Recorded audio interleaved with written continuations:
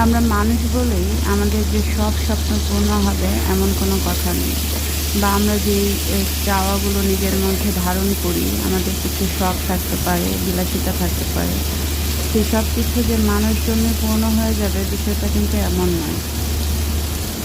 বরং পারিপার্শ্বিক অনেক কিছুর ওপর ডিপেন্ড করে আমাদের শখ, চাওয়া পাওয়া বা আমাদের স্বপ্নগুলো পূর্ণ হবে কিনা। একজন মানুষ তার নিজের জায়গা থেকে সর্বোচ্চ চেষ্টা করতেই পারে, কিন্তু কিছু কিছু সময় যখন পরিবেশ পরিস্থিতি তার অনুকূলে থাকে না, তখন সেই মানুষ চাইলেও আসলে অনেক কিছু করতে পারে না।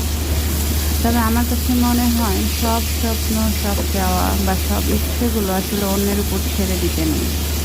নিজের জন্য নিজেকেই লড়তে হয়, নিজের স্বপ্ন পূরণের জন্য নিজেকেই পরিশ্রম করতে হয়, নিরলস লেগে থাকতে হয়। ঠিক একইভাবে নিজের কিছু শখ বা নিজের কোনো বিলাসিতাও যদি থেকে থাকে, আমার কাছে মনে হয় সেটা পূরণের জন্য নিজের একটা চেষ্টা অবশ্যই প্রত্যেকটা মানুষের থাকা উচিত।